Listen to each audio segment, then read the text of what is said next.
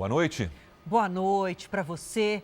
O policial militar, humilhado por um empresário numa ocorrência de violência doméstica no fim de semana, disse que a ofensa foi a pior situação que ele sofreu em 20 anos de carreira. O caso aconteceu quando a equipe foi atender a um chamado de uma mulher que denunciava estar sendo ameaçada pelo marido em São Paulo. Dono de uma casa em condomínio de alto padrão na Grande São Paulo, com uma vida conjugal aparentemente bem resolvida. É o que dá a entender essas fotos, em que o empresário Ivan Storio aparece ao lado da esposa, com quem é casado há 20 anos e tem 2 filhos. Mas na última sexta, a mulher chamou a polícia. No boletim de ocorrência, ela conta que o marido havia bebido o dia inteiro e a ofendeu, além de ameaçá-la. Num determinado momento, ela ficou com medo de agressão física a ela e às suas crianças. Assim como 80% das mulheres que sofrem violência doméstica, depois de registrar o boletim de ocorrência, a mulher do empresário desistiu de dar continuidade ao caso. Isso quer dizer que o marido não será processado pelas agressões, mas no mesmo dia ele insultou os policiais militares que foram atender a ocorrência. E nesse caso, vai responder por desacato. Crime que prevê de detenção de 6 meses a 2 anos ou multa. Na imagem feita por uma policial, o empresário, visivelmente alterado, destrata os policiais de forma agressiva. Não pisa na minha calçada! Não pisa na minha rua! Eu vou te chutar na cara, filha. Eu vou te chutar na cara! Não pisa na minha calçada! Você é um lixo! Neste outro trecho, ele humilha o cabo e ofende moralmente a policial feminina. Você é um BM que ganha R$1.000 por mês. Eu ganho 300 mil por mês. Seu lixo. Você é essa... No dia seguinte, Ivan se desculpou com os policiais e a categoria. Pedir desculpas não só àqueles que estavam lá em casa, mas a todos os policiais, porque eu sei que cada um de vocês se sentiu ofendido com aquilo que eu fiz. Para o secretário executivo da Polícia Militar, o que chama a atenção na ocorrência é o autocontrole dos policiais. Os policiais estão de parabéns. Eles seguiram exatamente o que se ensina nas escolas de formação, né? Proteger o cidadão e entender o momento que ele está passando. O policial ofendido é o Cabo José. Aqui ele conta que a série de ofensas foi a pior que já viveu em 19 anos de carreira. Eu confesso para você que não foi fácil, principalmente quando veio a ofensa, não só para mim, mas para a companheira de trabalho. Eu procurei me manter o mais sereno e calmo possível, porque eu sabia que ali tinha uma família em crise, eu não poderia ser mais uma parte da ocorrência gritando ou berrando. Eu teria que ser o contraponto disso. E crianças envolvidas, né? O Ministério Público Militar vai investigar as licenças para ter armas obtidas por um empresário carioca. Ele é suspeito de liderar um grupo de motoristas que fazia racha em rodovias. Eles não se arriscavam só em rodovias. Nesse vídeo exclusivo, o racha acontece à noite, no Aterro do Flamengo, uma das vias mais movimentadas do Rio de Janeiro. Em alguns trechos, o motorista diminui a velocidade para não ser multado, mas não se importa em fazer zigue-zague. As investigações apontam que Fábio Dutra de Souza é quem comanda o grupo. Ele foi preso na semana passada em uma operação que apura rachas em estradas. 24 carros foram apreendidos. Os donos serão ouvidos nos próximos dias. O modelo mais caro era o de Fábio, avaliado em R$2 milhões. O empresário passou uma noite na cadeia, porque na casa dele foi apreendido um carregador de arma de uso restrito. Além dele, uma escopeta e 2 pistolas. Fábio apresentou à polícia os certificados expedidos no ano passado, mas em ofício encaminhado ao Ministério Público Militar, o delegado acha estranhas as autorizações, uma vez que o empresário já havia passado 4 anos na cadeia e não cumpre os requisitos para ter acesso às armas.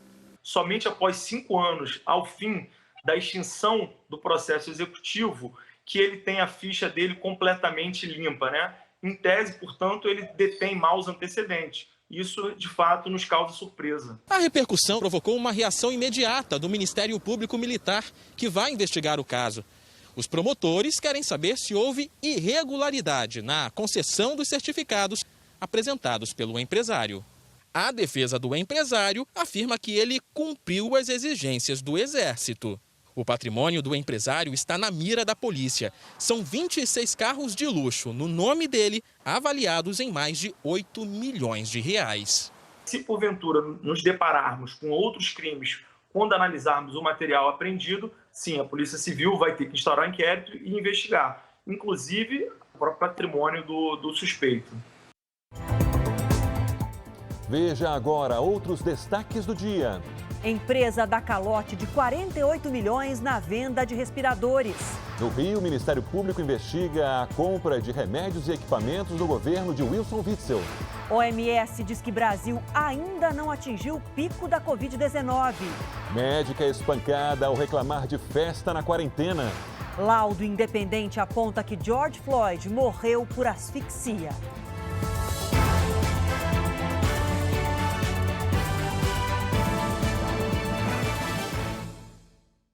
Oferecimento Bradesco. Empréstimo para começar a pagar daqui 90 dias.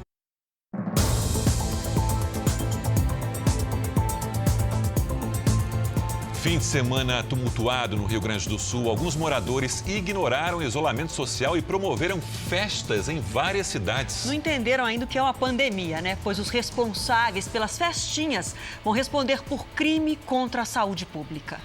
A festa em plena pandemia virou caso de polícia. Em Canoas, na região metropolitana de Porto Alegre, mais de 70 pessoas estavam aglomeradas em um bar clandestino. A polícia acabou com o evento e o dono vai responder na justiça. Também na região metropolitana da capital, em Alvorada, a Guarda Municipal acabou com outra festa nesta casa. Levou adultos e menores de idade para a delegacia. Bastante menores, bastante bebida de álcool. A polícia foi chamada por vizinhos que já não aguentavam mais o barulho da música alta. A festa durou a madrugada inteira. No Rio Grande do Sul, encontros, eventos e qualquer outro tipo de aglomeração estão proibidos. 2 bares em Caxias do Sul, na Serra Gaúcha, foram fechados e uma festa só acabou com a chegada da polícia. Chegando lá, a gente se deparou com uma festa com mais de 30 veículos, com mais de 80 pessoas jovens, né? Na sua maioria, né, se não na sua totalidade, né, respeitando qualquer regra de saúde pública nesse momento, né, pouquíssimos utilizando máscaras. E no Rio de Janeiro, outra festa que terminou em briga entre vizinhos. Uma médica que reclamou do barulho foi agredida. A agressão deixou fraturas nos braços e nas pernas da médica. Ticiana trabalha na linha de frente do combate ao coronavírus em 3 hospitais e havia acabado de sair de um plantão de 24 horas. Tinha pouco tempo de descanso até voltar ao atendimento. Eu já não dormia mais no meu quarto, eu tinha que dormir na sala. Junto com meu filhinho também, nós tínhamos que dormir na sala porque não conseguíamos mais dormir. O endereço da festa era esse, nessa casa que fica bem ao lado do Corpo de Bombeiros. Os vizinhos contam que os encontros tinham sempre música alta e continuaram acontecendo mesmo durante a quarentena. No sábado, a Ticiana veio até aqui para reclamar do barulho. Saiu desacordada e muito ferida. Eles me pegaram como um saco de batata, me carregaram. Quando o pedido de silêncio foi ignorado, a médica arranhou o carro de um sargento da tropa de choque da PM. Ele é um dos suspeitos de terem participado da agressão. Outros 4 homens e uma mulher também estariam envolvidos. As fotos mostram a violência enquanto 2 bombeiros assistiam a tudo imóveis. O caso ganhou as redes sociais. 3 pessoas já foram ouvidas pela polícia. As pessoas envolvidas, eles dão uma versão defensiva, falando que apenas apaziguaram até a chegada da polícia. E pelas imagens se verifica que não foi bem isso que aconteceu. Os exames vão dizer se a médica precisa passar por uma cirurgia no joelho. Ela lamenta não poder voltar ao trabalho. Se algum desses caras aparecer na minha mesa de cirurgia, eu vou tratá-los com todo carinho e com todo amor e com todo cuidado, porque é isso que eu tenho para oferecer. A PM do Rio de Janeiro informou que a festa foi encerrada quando as equipes chegaram ao local. Já a Corregedoria do Corpo de Bombeiros informou que vai abrir procedimento interno para apurar se houve omissão. Um consórcio que representa os estados do Nordeste sofreu um calote de 48 milhões de reais na compra de 300 respiradores. A empresa contratada não entregou os aparelhos e nem devolveu o dinheiro. Os respiradores viriam da China e seriam distribuídos a todo o Nordeste, em especial a Bahia. À medida em que os prazos vinham ser descumpridos, eles passaram a alegar que a empresa chinesa não entregou os ventiladores porque eles haviam apresentado defeito na válvula de todos os ventiladores adquiridos por essa empresa.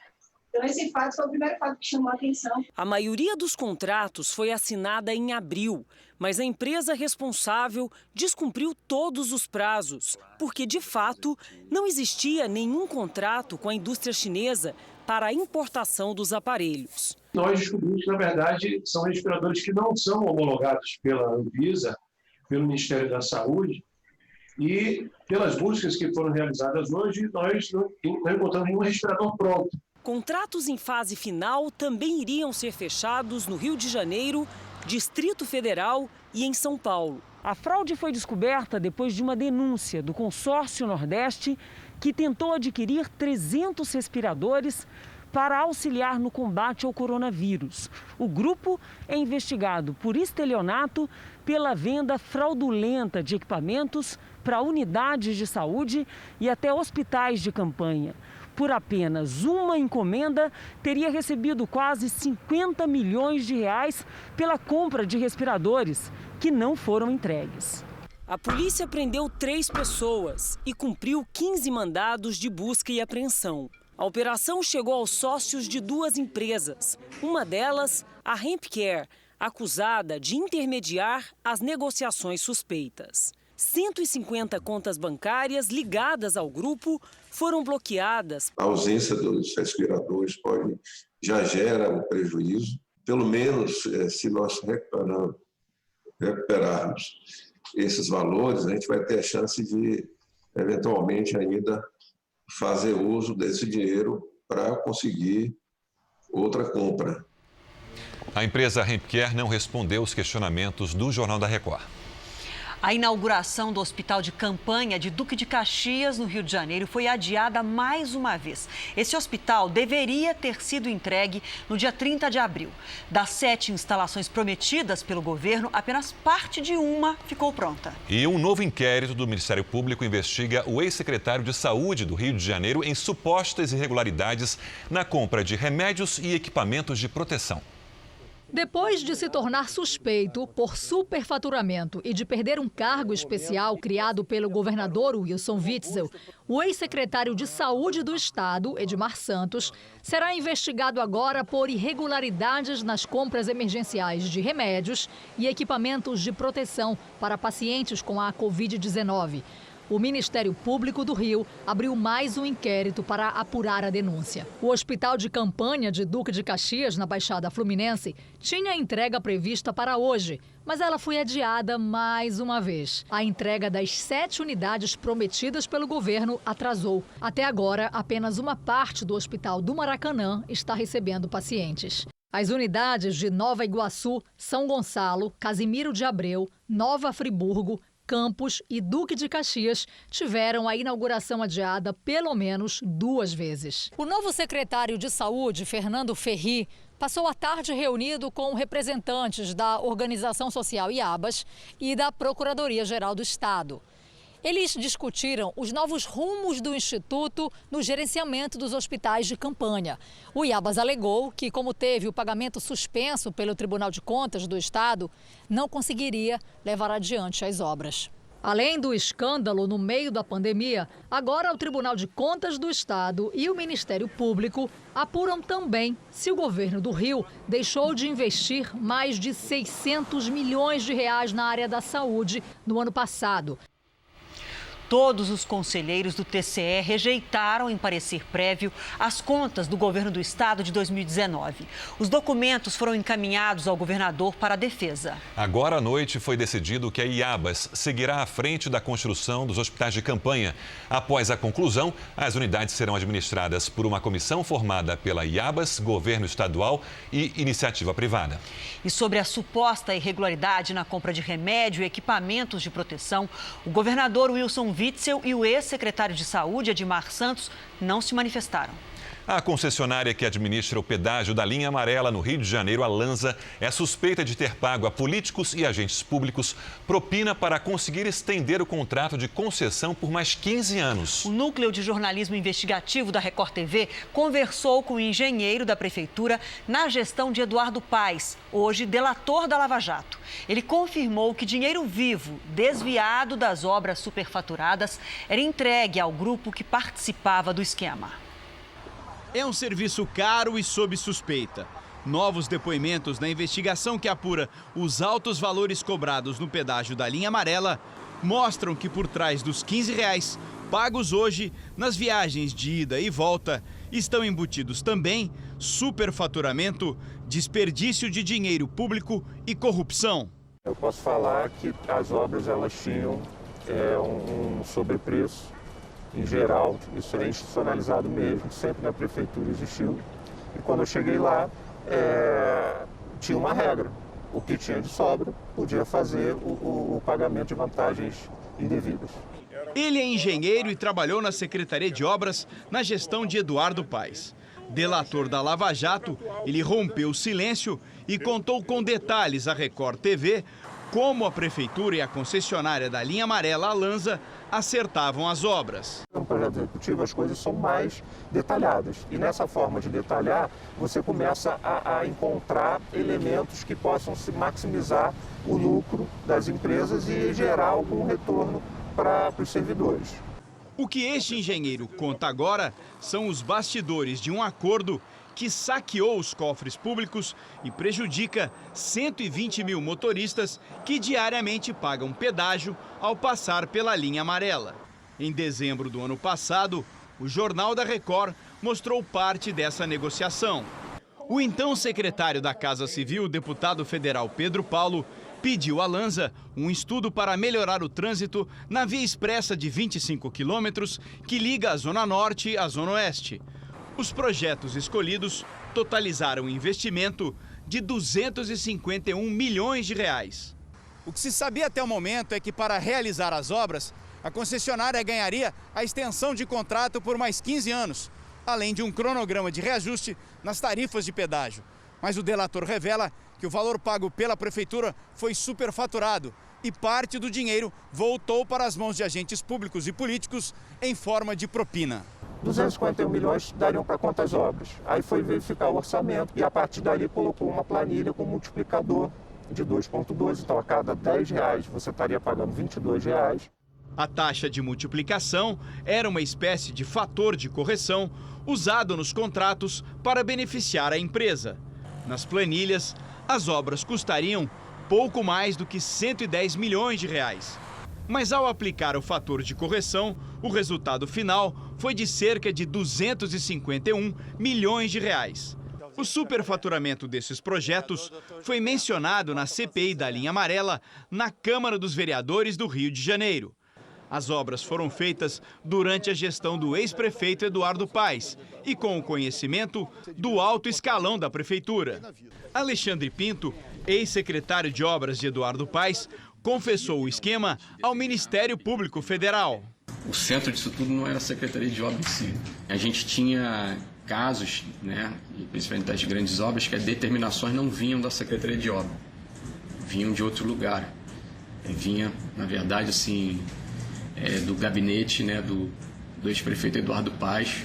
O ex-secretário de Eduardo Paes foi condenado pela Justiça do Rio a mais de 20 anos de cadeia por corrupção passiva e associação criminosa. As investigações comprovaram que ele foi um dos beneficiários no superfaturamento da linha amarela. Os percentuais de participação na fraude eram estipulados em planilha da concessionária. Segundo o delator, as propinas eram pagas nesse prédio, sede administrativa da concessionária. A entrega dos valores eram feitas após as reuniões de trabalho, sempre em dinheiro vivo. Era combinado, né? E aí depois repassava para os outros. Um recebia, ou mais de um recebia, depois repassava.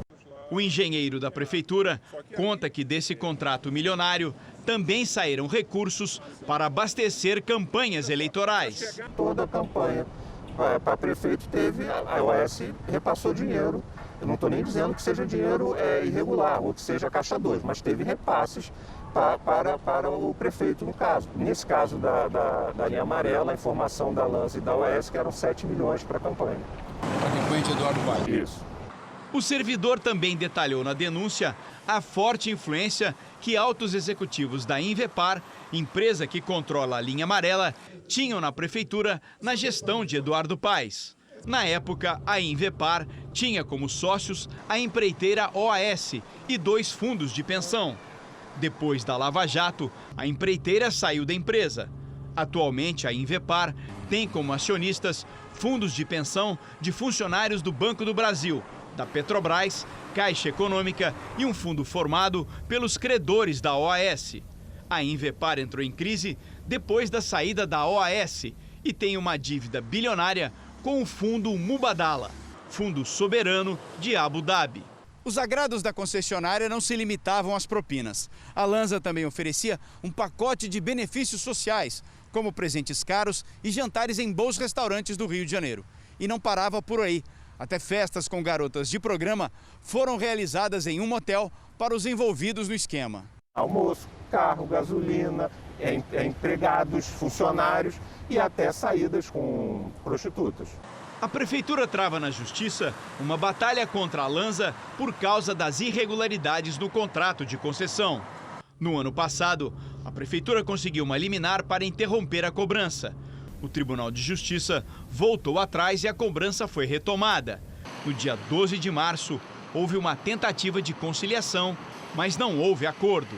Para esse advogado criminalista, as denúncias do delator são suficientes para que a investigação seja retomada. O promotor de justiça, como eu bem informei, se deparando com qualquer informação a respeito da materialidade ou autoria de um evento criminoso, ele tem que prosseguir nas investigações de modo a apurar, constatar efetivamente a responsabilidade de quem praticou esses crimes. Não pode, pura e simplesmente, arquivar de plano esse procedimento e não atribuir a responsabilidade a quem por direito. O delator disse que muita gente se deu bem no esquema e foi irônico ao ser perguntado se tinha medo de ser pego. Aí eu vou ter que parafrasear o nosso antigo presidente, né? Nunca antes na história do país, né? Mas isso não é de 8 anos, não. Em nota, a Lanza Linha Amarela S.A. afirmou que desconhece a prática de corrupção nas suas obras. A construtora OAS disse que só irá se manifestar se for acionada pela Justiça, mas não tem conhecimento dos fatos narrados pelo delator. Também por nota, o ex-prefeito do Rio, Eduardo Paes, e o deputado federal Pedro Paulo negaram envolvimento no caso ou em qualquer esquema de corrupção. Eduardo Paes disse ainda que a denúncia tem objetivo eleitoral e só veio à tona agora porque ele é pré-candidato à prefeitura do Rio. O processo movido pela Prefeitura do Rio contra a concessionária Lanza está suspenso há 4 meses e, segundo o Tribunal de Justiça do Estado, está à espera de acordo. Nos Estados Unidos, uma autópsia independente atestou que o ex-segurança negro George Floyd morreu por asfixia durante a abordagem de um policial branco. Os protestos contra o racismo e por justiça no país entraram hoje no 7º dia. A família de George Floyd voltou ao local onde ele foi morto no dia 25. O irmão Terrence Floyd se ajoelhou e os manifestantes acompanharam em silêncio. Vamos parar de achar que nossa voz não importa e votar. Os filhos pediram o fim da violência nas manifestações. Mais de 30 cidades do país estão sob toque de recolher. 26 estados chamaram a Guarda Nacional para conter os protestos. Um homem morreu em Louisville, no Kentucky, quando a Guarda Nacional disparou, aparentemente, para se defender. O presidente Donald Trump reuniu governadores em um telefonema hoje e disse que eles têm que prender mais gente, dominar os manifestantes. Mais de 4.000 pessoas já foram presas em 6 dias de protestos. No parque, em frente à Casa Branca, a polícia usou bombas de gás para dispersar a multidão. Em Minneapolis, o motorista deste caminhão-tanque ameaçou avançar sobre os manifestantes. George Floyd morreu depois que o policial Derek Chauvin passou mais de 8 minutos com o joelho sobre o pescoço dele. Uma autópsia independente divulgada hoje diz que ele morreu de asfixia no local. A autópsia oficial diz que não foi asfixia e que ele morreu no hospital. Derek Chauvin foi demitido e aguarda julgamento em um presídio de segurança máxima. Bom, e nós já vamos voltar a falar com a correspondente Luísa Vilela, agora ao vivo, porque o prefeito de Nova York decretou toque de recolher na cidade. É isso, Heloísa? Boa noite para você. A partir de que horário essa medida já vai entrar em vigor? Boa noite, Adriana. Ela entra em vigor hoje às 11 da noite, termina amanhã às 5 da manhã. Ninguém pode sair às ruas da cidade a não ser que tenha alguma emergência comprovada. Los Angeles e Seattle também decretaram toque de recolher hoje. A filha do prefeito aqui de Nova York foi presa em uma manifestação e liberada em seguida. Agora há pouco, cerca de 8 veículos militares com oficiais da Guarda Nacional se deslocaram dentro do complexo da Casa Branca. Militares também montaram um cerco e houve confronto com os manifestantes. Em pronunciamento há poucos minutos, Donald Trump falou que não vai tolerar o que chamou de terrorismo doméstico. Ele disse que é o presidente da lei e da ordem e anunciou que mobilizou forças civis e militares para impedir saques e quebra-quebras imediatamente. Adriana.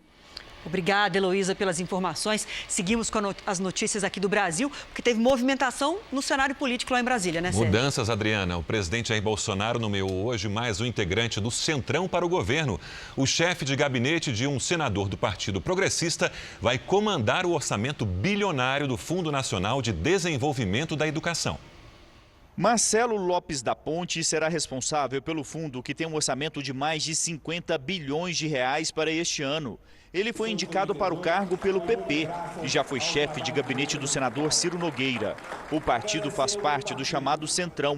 A nomeação é uma estratégia para que Jair Bolsonaro tenha uma base no Congresso, possa aprovar projetos e até evitar um processo de impeachment.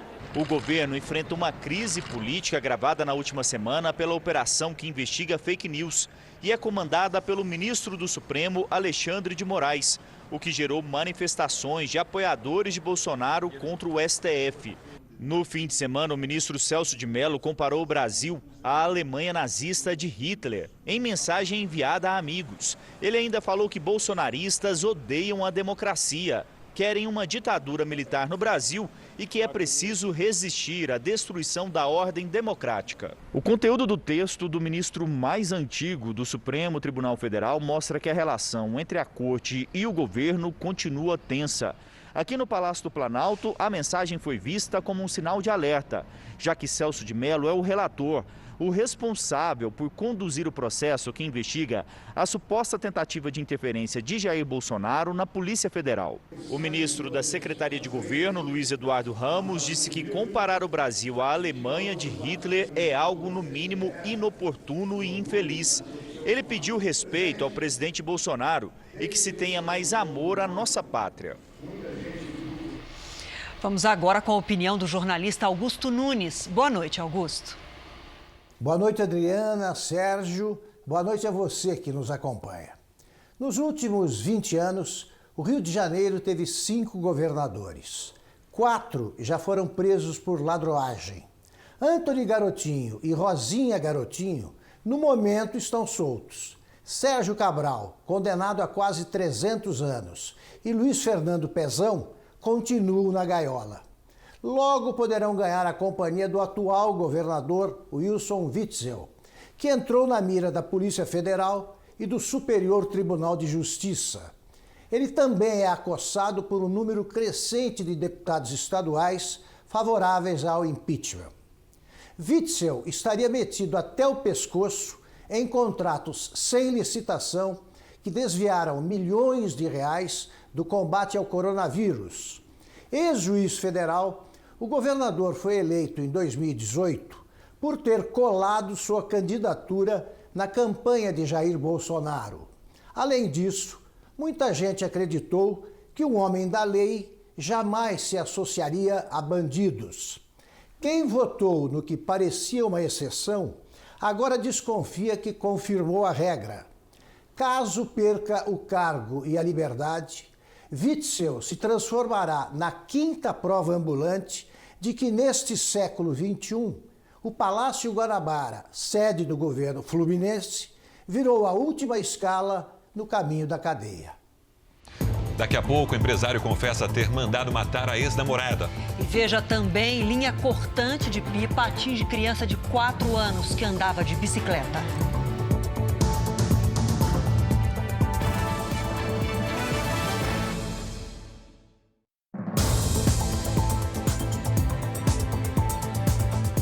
O presidente do Supremo Tribunal Federal, ministro Dias Toffoli, marcou para o próximo dia 10 o julgamento da ação relacionada ao inquérito que investiga fake news. Quem fala com a gente ao vivo agora é a repórter Nathalie Machado. Boa noite para você, Nathalie. Oi, Adriana. Boa noite, Sérgio. Boa noite a todos. O plenário do Supremo vai julgar se suspende ou não o inquérito. E esse é um pedido da Procuradoria-Geral da República. Agora, enquanto não houver a análise dos ministros do STF, a investigação continua normalmente. Hoje, 2 suspeitos acusados de colaborar com a propagação de notícias falsas foram intimados pela Polícia Federal. Eles se disseram surpreendidos e constrangidos, mas a assessoria de imprensa da PF disse que foi um procedimento normal. Os depoimentos devem ocorrer ainda esta semana, a pedido do ministro Alexandre de Moraes, que comanda a investigação no Supremo. De Brasília, Nathalie Machado. Nosso assunto agora é o desperdício de alimentos, que é uma realidade que pesa na consciência e no bolso de todos nós. Basta a gente olhar para a geladeira da gente. É a Patrícia Lages que fala sobre isso agora. Tem outros dados, né, Patrícia? Boa noite para você. Boa noite, Adriana, e boa noite para você de casa. O desperdício de alimentos acontece em todo o mundo, mas vamos ver na tela os dados da nossa região. A América Latina e o Caribe concentram 9% da população mundial, mas são responsáveis por 20% do desperdício de alimentos. Mas quando a gente olha o desperdício por família, a gente chega a números ainda maiores. De acordo com uma pesquisa do Fundo de População da ONU, as pessoas chegam a desperdiçar 30% dos alimentos que compram. Considerando o preço médio da cesta básica no Brasil de R$ 445, significa que a cada cesta básica, mais de R$ 130 vão parar no lixo. É muita coisa, né, Adriana? Muita coisa. Rasgar dinheiro, literalmente, né? E a longo prazo, o peso disso no bolso é enorme, né? O peso é enorme e a gente fez até as contas. Olha só. Se a cada cesta básica são desperdiçados R$ 133,50 em um ano, a perda será de mais de R$ 1.600. Em 3 anos, mais de R$ 4.800. E em 5 anos, mais de R$ 8.000 vão parar no lixo. E com essa quantia, daria para alimentar 18 famílias. Agora, se a gente se organiza um pouquinho, dá para evitar esse desperdício todo, né? Dá para evitar. Tem algumas dicas simples que todo mundo pode adotar aí em casa. Olha só como são simples. Faça uma lista de compras, mas antes de fazer a lista, verifique o que você já tem aí na sua despensa. E prepare um cardápio semanal antecipadamente, assim você só compra o que realmente vai usar.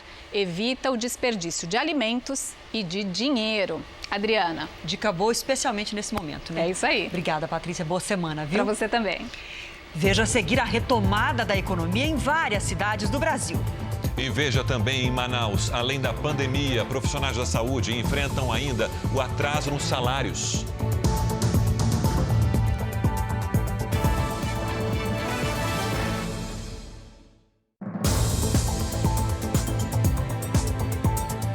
Olha, vocês já viram que a gente vai falar do Mapa-Tempo agora, né? Que a Lidiane já apareceu. É que junho começa com uma boa notícia. Tem chuva na região sul, o que vai aliviar um pouco a secura do ar. Lidiane, essa chuvinha aí sobe um pouquinho aqui pra gente, pro sudeste? Finalmente, né, Adriana? Boa noite. Vem pra gente sim, viu? Boa noite pra todo mundo que nos acompanha. Olha, uma frente fria avança bem rápido e nas próximas horas muda o tempo no interior de São Paulo. Amanhã tem previsão de chuva do Paraná até Mato Grosso do Sul, em quase todo o estado de São Paulo, no norte e no nordeste. Nas outras áreas, o tempo fica firme.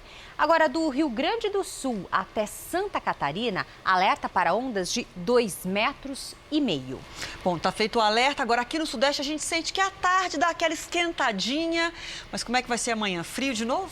Frio de novo, viu, Adriana? Olha, mais frio no sul e com temperaturas amenas no sudeste. No interior gaúcho, tem chance de geada com mínima de 1 grau.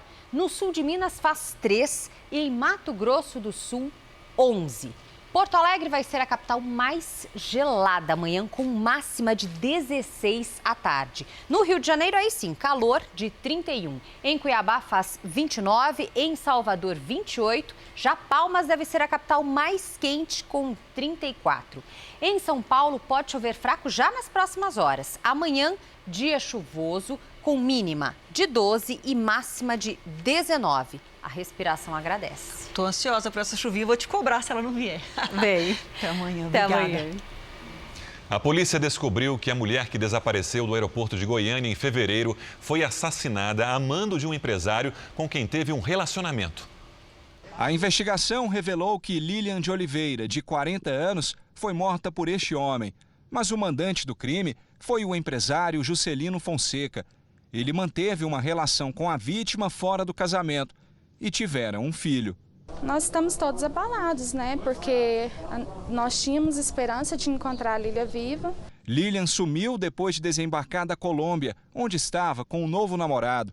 As câmeras do aeroporto de Goiânia registraram quando a vítima entrou num carro na área do desembarque. Uma mancha de lama na lataria abaixo do retrovisor permitiu que a polícia identificasse o veículo do assassino que deu carona a Lilian. Ele foi preso num quarto de hotel no Maranhão. Ronaldo prestava serviço para o ex-namorado de Lilian e tinha uma dívida de cerca de R$20 mil com um empresário. Ele teria topado cometer o crime em troca do perdão do débito.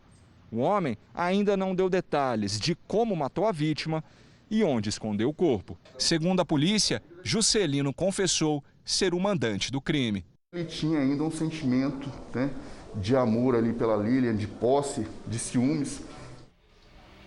A polícia prendeu 3 suspeitos de fazer parte de uma quadrilha que roubava equipamentos eletrônicos de empresas de telefonia em Minas Gerais. Uma delas teria sofrido um prejuízo de R$24 milhões. Quando a polícia chegou, o caminhão já estava pronto para sair, lotado de aparelhos eletrônicos roubados. Cada um avaliado em R$ 2.500. 3 suspeitos foram presos. Seriam os mesmos que aparecem nesta imagem de um roubo em fevereiro. A investigação apurou que a quadrilha agia na região metropolitana de Belo Horizonte, Triângulo Mineiro e sul do estado. Só uma companhia telefônica teria sofrido prejuízo de R$24 milhões. Havia 2 anos que a quadrilha agia em Minas Gerais, segundo a investigação. Mas há denúncias do envolvimento dos mesmos suspeitos em outros roubos que aconteceram em outros estados. A polícia agora investiga por quanto esses aparelhos eram vendidos e para quem. As investigações continuam agora, logicamente, para identificar e prender os demais componentes dessa organização e também localizar e prender os receptadores desse tipo de material. A família da modelo que morreu na briga com o namorado delegado disse que ela não se matou. Ainda sem receber todos os laudos, a polícia segue a tese de que ela atirou contra o namorado e depois tirou a própria vida. Esta foto foi enviada por Paulo Bilinski à sogra no dia 28 de abril. Nela, além do casal, há um padre amigo do delegado. Paulo também enviou para a mãe da namorada uma outra foto. E junto com a imagem, uma mensagem que dizia que o padre havia abençoado o arsenal do delegado e que ele não iria mais errar um tiro. Entre as armas está a pistola usada para disparar os tiros no dia do crime. Essa dor aqui vai custar muito a sair do meu peito. Está machucando muito. Já são quase 2 semanas de um crime cheio de dúvidas.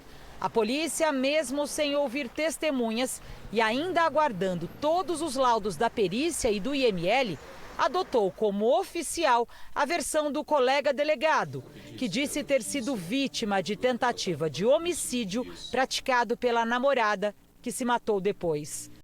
A polícia aguarda que todas as balas alojadas no corpo do delegado sejam retiradas para fazer o exame de balística.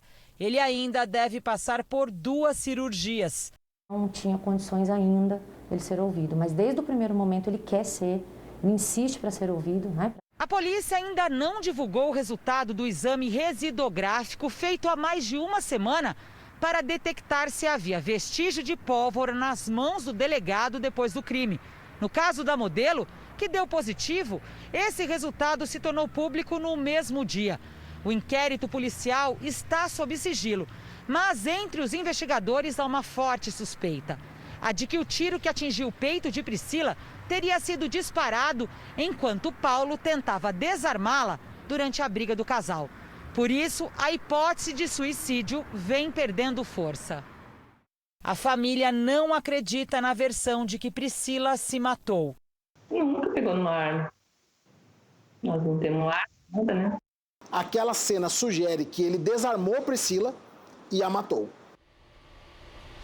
Um menino de apenas 4 anos morreu enquanto andava de bicicleta em São Paulo. Ele foi atingido no pescoço por uma linha cortante de pipa. Lucas Vinícius ganhou a bicicleta no aniversário em dezembro do ano passado.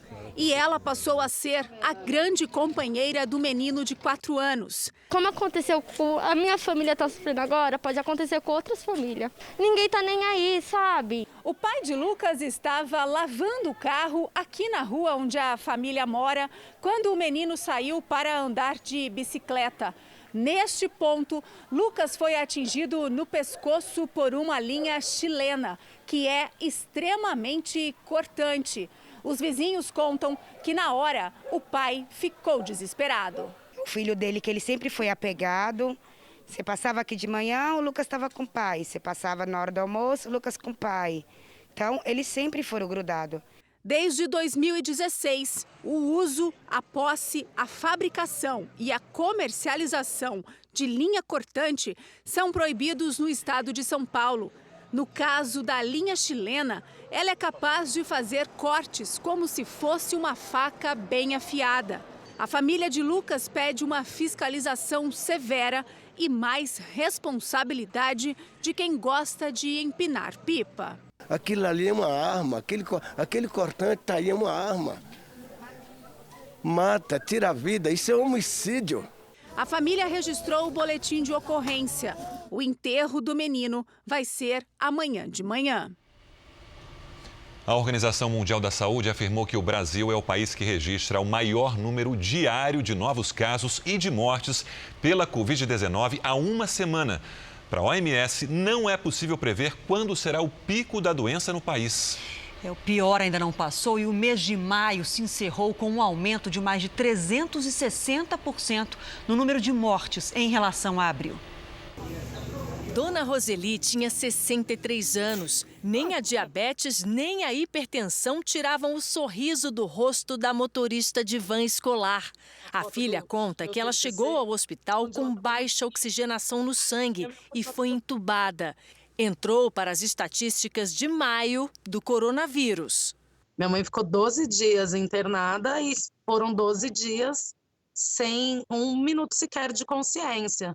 Sem poder ficar perto da mãe, Rosiane recebeu a notícia da morte por telefone. Você não tem uma despedida, porque a nossa cultura pede isso, né?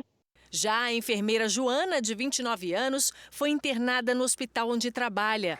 Foram 4 dias na UTI, mas ela venceu o coronavírus.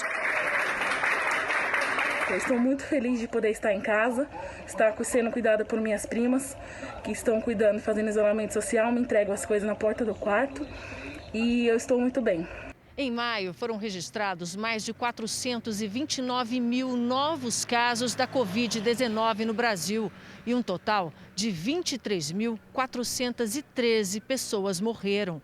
Especialistas apontam que a doença ainda está em curva de crescimento no país e que medidas individuais de prevenção são fundamentais para evitar o contágio. Muito do sucesso dessa intervenção do retorno vai estar nas mãos das próprias pessoas, no sentido de respeitar todas as recomendações que estão sendo pontuadas diariamente com relação a esse novo estilo de vida que as pessoas vão ter que ter nesse mundo. Obviamente, a gente não espera que nas próximas semanas essa quantidade de óbitos caia vertiginosamente. A gente espera talvez uma estabilização com um número elevado de óbitos para depois começar a cair. A esperança está na corrida da indústria farmacêutica por remédios mais eficazes e vacina. Existem perspectivas tanto para novas modalidades de tratamento, quanto para perspectivas de vacina. Claro, as vacinas vão a um cenário mais para daqui a alguns meses, só para 2021. Vamos aos números de hoje da pandemia no Brasil. São 526.447 casos da doença, com quase 30 mil mortes, 29.937. O Brasil é o quarto país com mais vítimas em todo o mundo. Foram 623 registros nas últimas 24 horas. 211.080 pacientes já estão curados da doença e 285.430 estão em acompanhamento neste momento. Entre os países mais atingidos pela pandemia, o Brasil é o com o menor número de casos por milhão de habitantes. A Espanha registra 6.133, na sequência vem Estados Unidos, Reino Unido, Itália, Rússia e depois o Brasil, com 2.446 casos por milhão de habitantes. E a Prefeitura de São Paulo analisa propostas para a reabertura de parte do comércio. As lojas estão fechadas desde o dia 20 de março. No litoral e no interior, prefeitos também decidem de acordo com o planejamento de 5 fases, conforme orientação do governo do estado. Antes da reabertura já tinha gente na fila. Ribeirão Preto está na cor laranja, segundo o plano de retomada da economia do governo do estado, o que permite o funcionamento do comércio durante 4 horas por dia, 6 dias por semana. Nas lojas, entrada controlada e uso obrigatório de máscaras. Os shoppings também voltaram a funcionar nas cidades que estão na fase laranja. São permitidas, no máximo, 4 horas de expediente e cada prefeitura decide o horário. Em Ribeirão Preto, eles podem abrir depois que as lojas de rua estiverem fechadas. Campinas, São José dos Campos, Franca e São José do Rio Preto estão na mesma fase e seguem restrições parecidas. Presidente Prudente, Bauru e Barretos estão na fase amarela e, por isso, o comércio pode funcionar 6 horas em vez de 4. Aqui, as mesas foram distanciadas. A lotação máxima é de 20 pessoas e o cliente não pode mais pegar a própria comida. Agora é uma funcionária que serve. Acho que com o tempo vai voltar ao normal. Em São Vicente, no litoral paulista, as lojas de rua reabriram com restrições. Os shoppings e academias devem voltar a funcionar na semana que vem. Bom, nós vimos aí a situação em São Paulo. Vamos ver agora como está a retomada da economia em outros estados. Na região sudeste, destaque para a cidade do Rio de Janeiro. O prefeito Marcelo Crivella anunciou o plano de reabertura das atividades econômicas, que será dividido em 6 etapas, com início amanhã. Foi o que ele explicou hoje em uma live do Jornal da Record. Aqui no Rio de Janeiro as curvas não são ascendentes. Diminuiu muito a nossa demanda por leitos de UTI e leitos de enfermaria. Nesse plano meu de 6 fases, nós temos uma série de, eu diria a vocês, parâmetros que, se não forem cumpridos ou deixarem de ser cumpridos, a gente não passa de fase, a gente permanece na fase ou a gente recua, como teve no começo. Quer dizer, a gente deixou uma série de atividades abertas e depois fechamos. 2 cidades da região metropolitana do Rio reabriram parte do comércio hoje. Aqui em Minas, o comércio funciona já há uma semana na capital Belo Horizonte. Hoje, o município vizinho de Sabará também reabriu. No Espírito Santo, shopping centers voltaram a funcionar na capital, Vitória, em Vila Velha e outras 10 cidades do estado. O comércio reabriu hoje em pelo menos 6 cidades da Bahia. Na capital, Salvador, a retomada começa a partir de quarta-feira. Em Pernambuco estão autorizados a funcionar os supermercados, padarias e postos de gasolina. Bares e restaurantes só para entrega ou retirada. No Ceará, o período de fechamento total terminou ontem. 17 setores podem voltar a funcionar, shoppings só na semana que vem. No Maranhão, hotéis, autoescolas, comércio de rua e salões de beleza funcionam normalmente. Shoppings ainda não. Estados em que o comércio continua fechado: Alagoas, Piauí, Paraíba, Rio Grande do Norte e Sergipe. Aqui no Pará, a reabertura do comércio marca o fim de 24 dias de quarentena total. Hoje, 36 segmentos foram liberados. O comércio em Manaus também voltou a funcionar. Foram 2 meses de portas fechadas. Tocantins deve voltar ao normal na próxima segunda-feira. Seguem em quarentena total os estados de Rondônia, Roraima, Acre e Amapá. Na região centro-oeste Goiânia, era a única capital que ainda mantinha o comércio fechado. As lojas fecharam em março, uma parte reabriu hoje. Os times de futebol profissional também podem voltar a treinar. Aqui em Mato Grosso do Sul, o comércio funciona normalmente, com exceção de Guia Lopes da Laguna, no interior. A cidade registra o maior número de casos de Covid-19 do estado depois de Campo Grande. São 230 casos. Aqui em Santa Catarina, a quarentena durou pouco mais de um mês. As lojas de rua, shopping centers, bares, restaurantes e academias funcionam desde o final de abril. O número de casos de Covid-19 e as mortes continuam subindo. A ocupação de leitos de UTI está controlada em torno de 60%. No Paraná, o comércio funciona com restrições de horários e protocolos de segurança. No Rio Grande do Sul, o comércio também tem restrições. Foi implantado um plano com 4 níveis que leva em conta a propagação do vírus e a capacidade do sistema de saúde. A live com o prefeito do Rio, Marcelo Crivella, na íntegra você vê nas plataformas digitais do Jornal da Record. No Amazonas, muitos profissionais da linha de frente na luta contra a Covid-19 não recebem há até 8 meses. 4 em cada 10 profissionais de saúde que trabalham em unidades de atendimento do estado estão com os salários atrasados em 3 ou até 8 meses. A denúncia é do sindicato da categoria. Com suas contas atrasadas, seu filho pedindo comida, paciente morrendo do teu lado, tu dando assistência para um e o outro aqui está precisando. É triste, viu? Não é fácil. O problema afeta principalmente os cerca de 2.000 profissionais contratados por meio de cooperativas de saúde, como conta esta enfermeira. Já fomos na Suzan, eles falam que pagam a empresa fala que não paga. Já fizemos de tudo que poderíamos fazer, só não fizemos mais por conta da pandemia. O Ministério Público já cobrou explicações. Quer saber de quanto foi o repasse feito pelo governo estadual e o que falta ser pago. A dívida com as cooperativas de saúde gira em torno de 5,5 milhões de reais. A gente não está vendo esse repasse. A informação que dão para a gente é que não tem dinheiro para pagar. Como é que não tem dinheiro? Faltam médicos no Amazonas. Enquanto a média nacional é de mais de 2 profissionais por 1.000 habitantes, por aqui esse número cai pela metade. E no ano passado, mais de 500 médicos pediram alteração de registro no Conselho Regional de Medicina e foram para outros estados. O principal motivo? Atraso nos salários. Não por acaso, durante a pandemia, o Ministério da Saúde teve que enviar profissionais para reforçar as equipes no estado, que é um dos mais afetados pela pandemia. A Secretaria de Saúde do Amazonas admitiu os atrasos e disse que está fazendo um levantamento das dívidas para regularizar os pagamentos. A Rússia anunciou que vai disponibilizar um remédio para tratamento da Covid-19 a partir da próxima semana. Segundo as autoridades, estudos feitos com um antiviral registrado como Avifavir se mostraram eficazes em até 4 dias depois da primeira dose. Já um estudo feito na Itália mostra que o coronavírus pode estar perdendo a capacidade de se multiplicar no organismo. A pesquisa foi realizada no Hospital San Raffaele de Milão, no norte da Itália, a região mais afetada pela doença no país.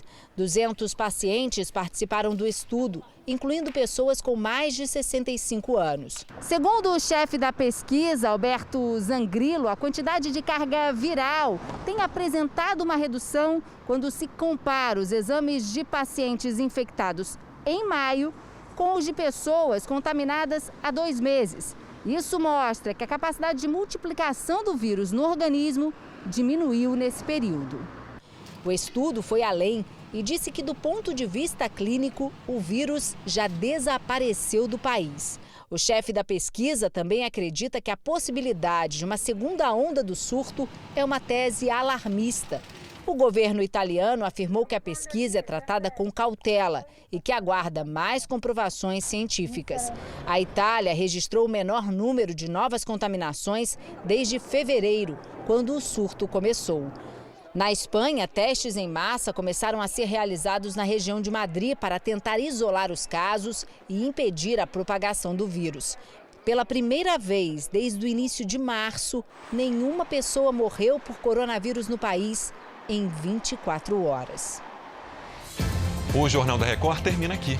À 00:30 tem mais Jornal da Record. Você fica agora com a novela Apocalipse. Se cuida. A gente se vê amanhã.